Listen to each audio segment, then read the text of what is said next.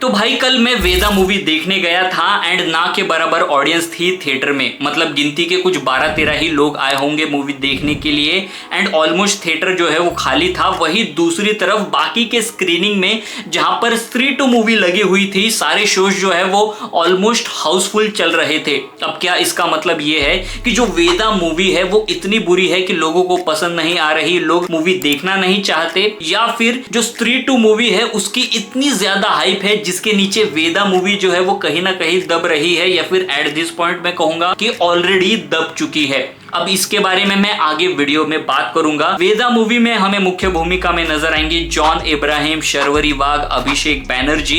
इस मूवी को डायरेक्ट किया है निखिल अडवाणी जी ने। इस मूवी का जो टॉपिक है, सब्जेक्ट है, वो कास्ट सिस्टम के बारे में है, जातिवाद के बारे में है, ऑनर किलिंग के बारे में है। एंड इस टॉपिक के ऊपर ना कई सारी मूवीज बन चुकी है, जैसे कि आरक्षण, सैराट, आर्टिकल 15। तो एज सच ये कोई नया टॉपिक नहीं है एंड ये मूवी जो है ना ऐसा कुछ नया या फ्रेश टेक प्रेजेंट नहीं करती है कहानी के पॉइंट ऑफ व्यू से, आर्टिस्टिक पॉइंट ऑफ व्यू से, या फिर टेक्निकल पॉइंट ऑफ व्यू से भी।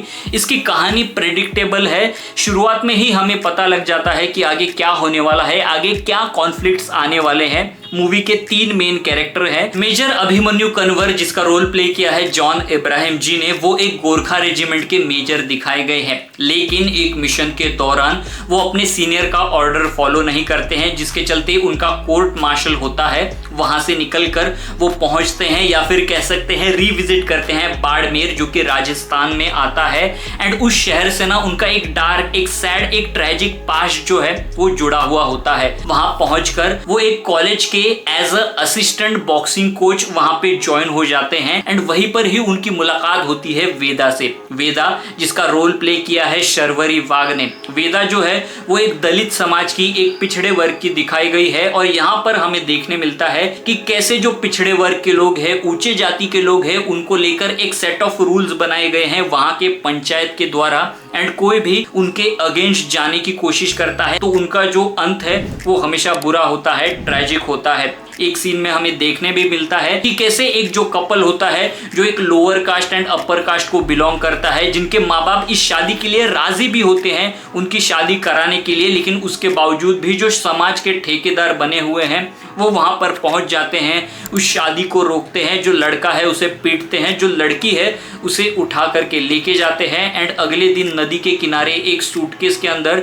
उसकी लाश मिलती है और वहां का जो प्रशासन है, पुलिस अधिकारी है, कुछ करते नहीं है, क्योंकि जो समाज के ठेकेदार बने हुए हैं उसका जो मुखिया है उसका नाम होता है सुयोग प्रताप सिंह एंड उसका जो बड़ा भाई होता है उसका नाम होता है जितेंद्र प्रताप सिंह, जिसका रोल प्ले किया है अभिषेक बैनर्जी ने। जितेंद्र प्रताप सिंह जो है ना वो वहां का प्रधान होता है, और सिर्फ वहां का ही नहीं, आसपास के जो गांव या जो शहर होते हैं ना उनका भी वही इंचार्ज होता है, जिसके चलते वहां की जो न्याय व्यवस्था एंड जो पुलिस है वो उसके जेब में होती है। और इसी का फायदा उठाते हुए जो सुयोग है ना वो अपनी दादागिरी करता है, जो पिछड़े जाति के, जो लोअर कास्ट के लोग हैं उनके ऊपर अत्याचार करता है। वेदा जो है ना वो आगे बढ़ना चाहती है, पढ़ना चाहती है, कुछ बड़ा बनना चाहती है और इसलिए वो बॉक्सिंग ज्वाइन करना चाहती है। लेकिन बॉक्सिंग के पहले दिन ही जो सुयोग है वो उसके हाथ में पोछा थमा देता है एंड वहां पे बॉक्सिंग रिंग के आसपास उसे झाड़ू पोछा लगाने के लिए कहता है, साफ सफाई करने के लिए कहता है। उसके बाद जब किसी तरह वो अपने पिता और अपने बहन से पैसे जोड़कर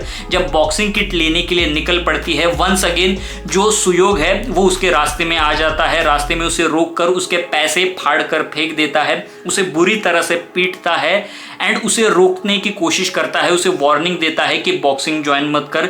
जिसके बाद वेदा जो है ना वो पहुंच जाती है अभिमन्यु के पास। अब जो ये अभिमन्यु है वो उसे इस जातिवाद के एंड इस ऑनर किलिंग के चक्रव्यूह से कैसे बाहर निकालता है, या निकाल पाता भी है या नहीं, आगे की कहानी कैसे अनफोल्ड होती है, ये जानने के लिए आपको ये मूवी चेकआउट करनी पड़ेगी, जिसका नाम है वेदा। लाइक आई सेड, मूवी जो है ना वो काफी सिंपल है, प्रेडिक्टेबल है, येट उसके बावजूद भी मूवी में मैं इन्वेस्टेड था, इंटरेस्टेड था पूरी मूवी देखने के लिए। मतलब एक मोमेंट के लिए भी मुझे ऐसा नहीं नहीं लगा कि यार बोर हो रहा है। द रीजन बीइंग इस मूवी का जो डायरेक्शन है वो काफी ग्राउंडेड है एंड काफी बढ़िया है। एंड मूवी के अंदर जो लीड कैरेक्टर्स के द्वारा परफॉर्मेंस है ना वो अमेजिंग है, लाजवाब है, जो आपको एंगेज करके रखती है। बात करें डायरेक्शन की ना, तो डायरेक्टर निखिल अडवाणी का जो चॉइस रहा है ना film making wise, direction wise, इस मूवी के अंदर जिस तरह से उन्होंने कहानी को हमारे सामने प्रेजेंट किया है ना वो मुझे काफी बढ़िया लगा। कुछ एस्पेक्ट जो है वो मुझे काफी अमेजिंग लगे। फॉर एग्जाम्पल फिल्म मेकिंग में एक टेक्निक है जिसे कहते हैं शो डोंट टेल, उसका यहाँ पर उन्होंने अच्छे से इस्तेमाल किया है। एक सीन है जहाँ पे वेदा का कैरेक्टर जो है वो जब कॉलेज में होती है, क्योंकि वेदा जो है वो एक दलित समाज को बिलोंग करती है, पिछड़े वर्ग को बिलोंग करती है, इसलिए उनके लिए ना अलग से पानी रखा होता है पीने का। एंड जब वो पीने के लिए जाती है तो वहां पर पानी जो है वो खत्म हो चुका होता है। वो कॉलेज के अंदर जाती है जहां पर सभी के लिए कॉमन ड्रिंकिंग वाटर की एक जो टैंक है वो रखी हुई होती है, लेकिन वो वहां से पानी लेती नहीं है।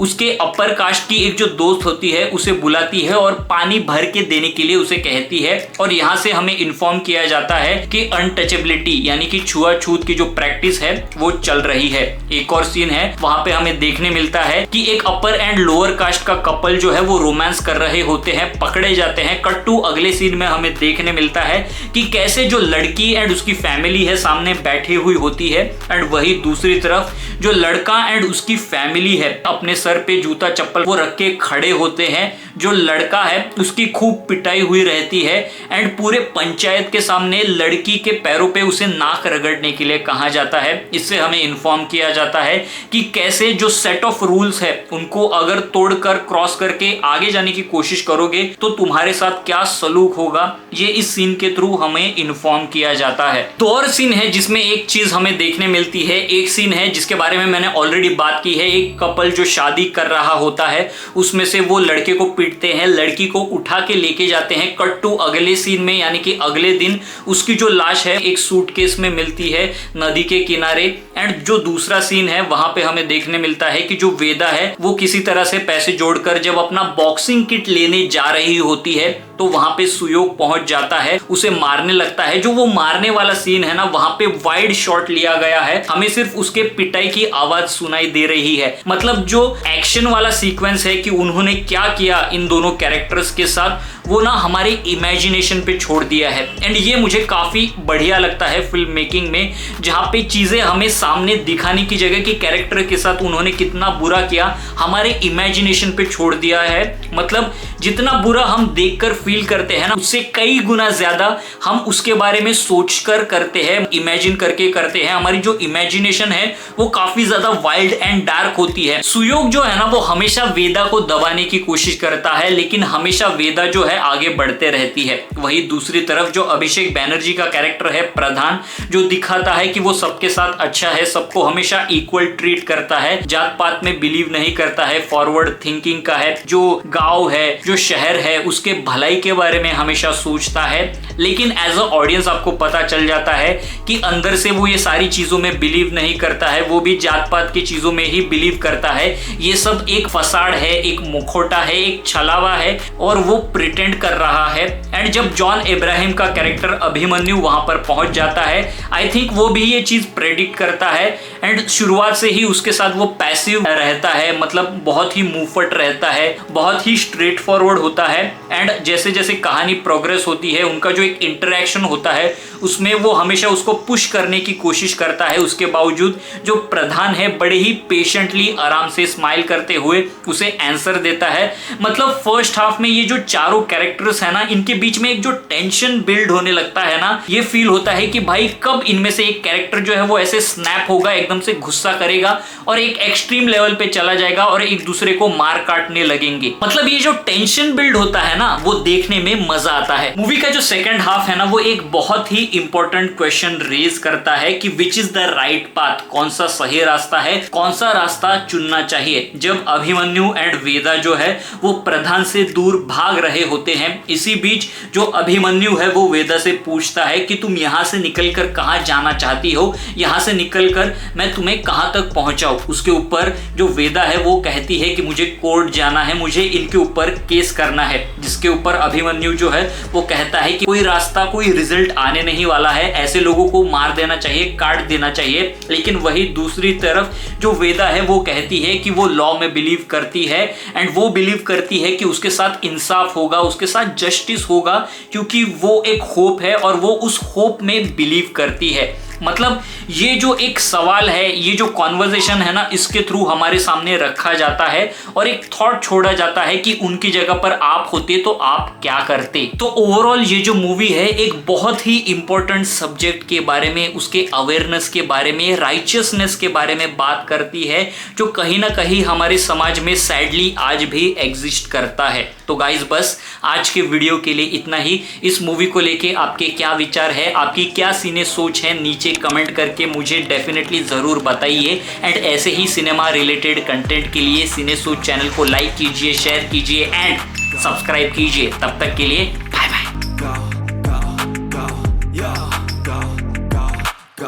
Hustle hard, hustle every single day. I'll be making moves till I'm buried in my grave.